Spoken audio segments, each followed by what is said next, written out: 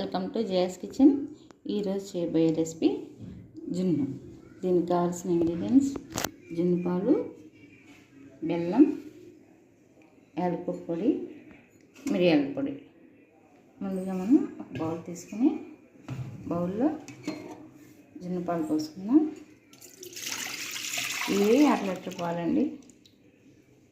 దీనికి సరిపడా మనం ఇది 350 గ్రాముల బెల్లం అండి. ఇప్పుడు మనం ఈ బెల్లం అంతా ఈ పాలల్లో మొత్తం కరిగిపోయేలాగా దీన్ని చేత్తో మొత్తం కలుపుకోవాలండి. మొత్తం బెల్లం అంతా పాలల్లో కలిసిపోవాలి. మనకి ఎక్కడ చిన్న చిన్న గడ్డలు కూడా ఉండకూడదు. ఇప్పుడు గడ్డలు కరగపోతే మనకి జున్నులో కూడా అలానే ఉండిపోద్ది. ఇంకా తర్వాత మనకి బెల్లం అనేది కరగదనమాట. అందు గురించి పాలల్లోనే బెల్లం అంతా మనం కరిగించేసుకోవాలి. ఇలా బెల్లం అంతా మెల్ట్ అయిన తర్వాత మనం కరిగించుకున్నాం కదా.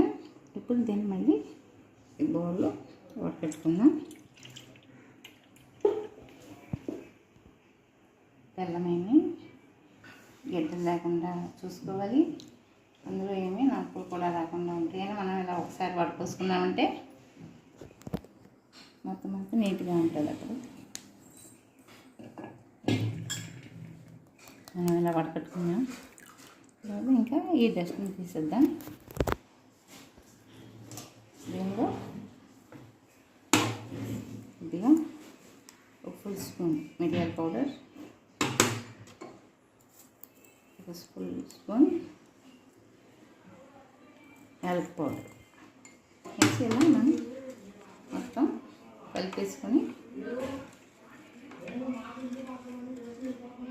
ఇలా మనం యాలకుల పొడి, మిరియాల పొడి రెండు మిక్స్ చేసుకున్న తర్వాత ఈ గిన్నె ఒక పెద్ద గిన్నెలో నీళ్ళు పోసుకొని దానిలో పెట్టుకొని దాని మీద ఇప్పుడు మనం ఒక మూత పెట్టుకొని దీన్ని ఇప్పుడు మనం ఒక 20 నిమిషాలు ఉడికించుకుందాం.